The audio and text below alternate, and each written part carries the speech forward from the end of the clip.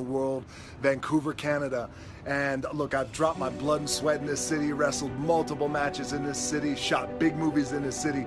But one thing that a lot of people don't know that I want to share with you guys is when I was 22 years old, I came to this city for the first time. I was playing in the Canadian Football League, playing my first pro football game. I was playing for the Calgary Stampeders. We were playing the BC Lions. I was so excited. 2 days later, I got cut. The dream shattered, sent home with $7 in my pocket. I was like, wait, no, I gotta play in the NFL eventually. Those are my big goals. That's my dream. You realize that playing in the NFL was the best thing that never happened because it got me here. So my point is, look, you're gonna get your ass kicked. We're gonna get the shit kicked out of us. You gotta get up. You gotta have faith that the one thing you wanted to happen oftentimes is the best thing that never happened. So have faith. Just keep that in mind and keep plugging away.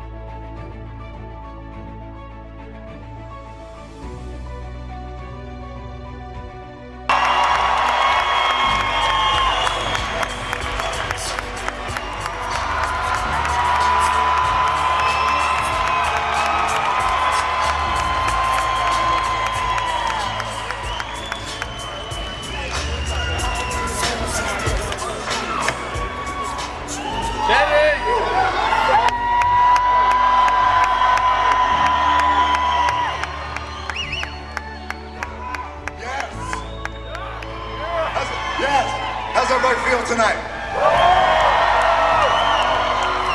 I don't know about that. Hold on a second. It's Mr. Olympia. It's Saturday night. I said, how does everybody feel tonight?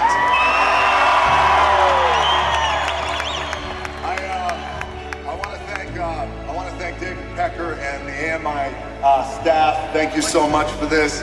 I appreciate this. It's truly an honor. I want to thank Papa Jim Mannion and the Mannion family. I also want to thank the IFBB for all their support, and especially for, obviously, the support of an industry, of a business, of a sport that we all love. Take it off. Hold on a second.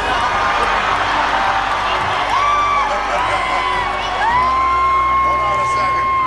Let me get through this, and then we're going to do that. All right. One guy, take it off.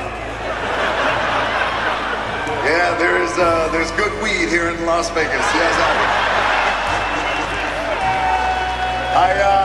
I want to thank someone very important, a man who I met 8 years ago for the very first time, a man who's inspired me over the years, like he's inspired everyone in this room.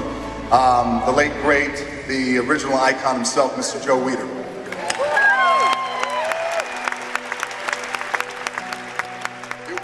It was amazing meeting Joe. It was my second Muscle and Fitness cover. I went to his offices. He sat down with me. He went through every single picture with me, hours, and I appreciate it.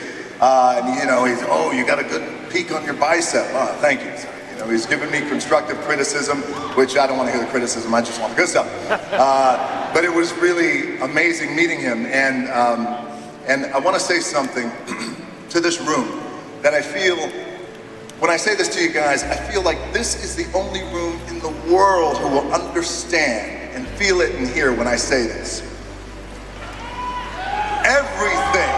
Everything comes down to training. I mean, we lead busy lives, we're trying to hold down relationships, we're trying to build business and enterprise, we're raising babies, we're practicing making babies, I'm embarrassing my 15-year-old daughter right now. But we always make time to train. Why? Because training, for everybody in this room and all the incredible competitors on this stage, training is our anchor. I first picked up a weight when I was 14 years old because all the men who I looked up to in my life, who I aspired to be, were all men who went to the gym, picked up iron, and took care of business with their own two hands, and they made something of themselves. And at 14 years old, like everyone in this room, at 14 years old, I wanted to be a success, but in my head I thought, oh, well, if I'm gonna be a success, I have to go put in the work. So I went and I put in the work. At 14 years old, I went right to World's Gym in Honolulu, Hawaii. I took 135 off took 135 pounds off that bench, and I got buried. But We all start somewhere. Point is it was my anchor, and I was thinking about all the men before me who I looked up to. My dad, by the way, who former first black WWE Tag Team Champions, yes. Rocky Johnson, who I admired. He took me to the gym. He's the one who always told me, like, hey, we're gonna get up at 5 o'clock in the morning and train. To men like Sylvester Stallone, yes. To men like Clint Eastwood, who got it done with their hands, to a man who, when I first broke into Hollywood, not only was he an inspiration to me, but he took me in like a son, and I will never forget it. It meant the world to me because at that time, he was the biggest star in Hollywood, the Austrian oak, Arnold Schwarzenegger himself.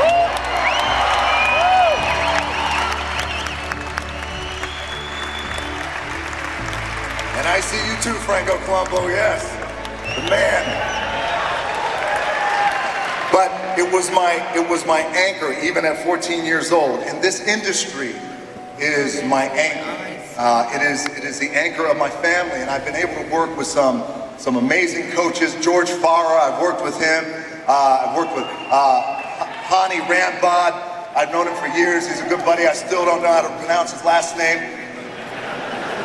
There's a guy here tonight, his family, he's also one of my coaches. He is the husband of my production partner. His name is Dave Rianzi, and I'm gonna tell you this right now. One day he's gonna be standing on this Olympia stage. He's right there. Dave, thank you, buddy. And I wanna say that to those guys, it's the anchor. To me, it is the anchor. Not only is it my anchor, but it's also in my DNA, it's in my blood. And it is the very reason why I want to share this really cool message with you guys. It's because we love this sport, because we love this business, this industry, because we have so much love and respect for the competitors who stand on the stage and say, bring it, and the months and months of prep. It is an honor that we at Seven Bucks Productions, along with myself and my production partner, who also, by the way, is an IFBB Pro. Her name is Danny Garcia. She is right there. It is an honor to tell you guys that we at Seven Bucks Productions will bring you next year's 2017 Olympia. Will be shown on CBS Sports for the world to see.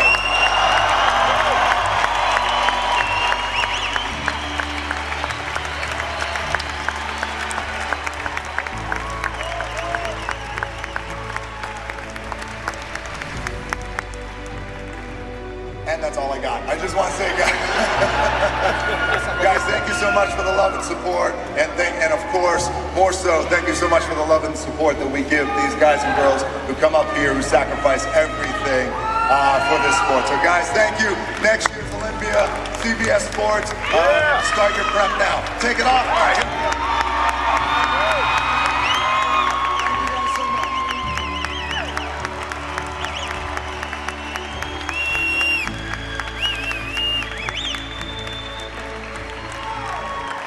Honor you, all you've done for fitness and bodybuilding, which is why you've been on the cover of Muscle Fitness 7 times. Wow, thank you. I'm Keith from Green, and I want to present you with a special Man of the Century Award.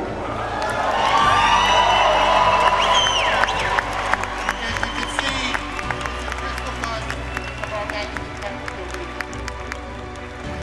I look forward to working with many other.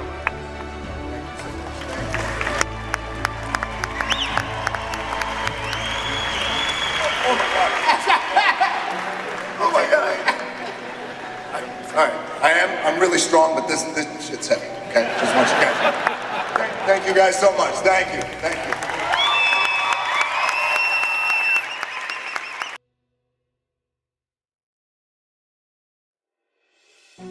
With my parents in a small apartment in Tampa. And again, dreams dashed. You work so hard, and then somebody's saying that, well, you're just not good enough and you gotta go home. And at 23, you think life is over. I fell into a deep depression, and I remember at that time,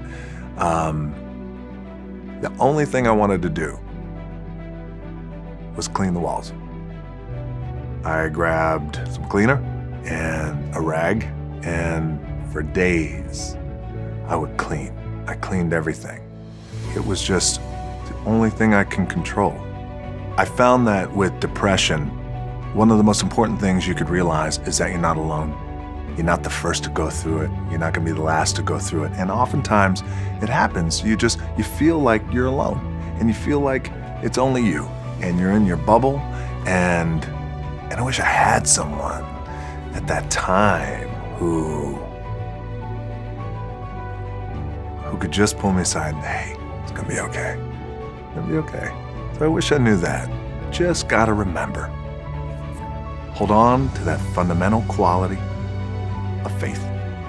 Have faith that on the other side of your pain is something good. After about a month and a half of staying in that little apartment and cleaning, I got a phone call from the head coach of the team who cut me, the head coach of the Calgary Stampeders. He called me and he said, hey, I know we cut you, but I'd like you to come back. I said, okay, I appreciate that, coach. Thank you very much. I'll think about it. He said, okay, great. I hung up the phone, and my dad said, you're gonna do it, right? I said, no, I don't think so. I think I'm done with that. And he goes, what? I said, my gut tells me I'm done. He said, what are you gonna do? I took a deep breath. I said, I'd like to get into the business. He said, what business? I said, the wrestling business. He said, you are throwing it all away. It is the worst mistake you will ever make. He said, you're ruining your career. He said, maybe I'll be no good. But I feel like in my heart I have to do this. And I either need you to train me or need you to not train me. My dad rose to the occasion. I'll train. And it wound up being one of the greatest chapters in my life.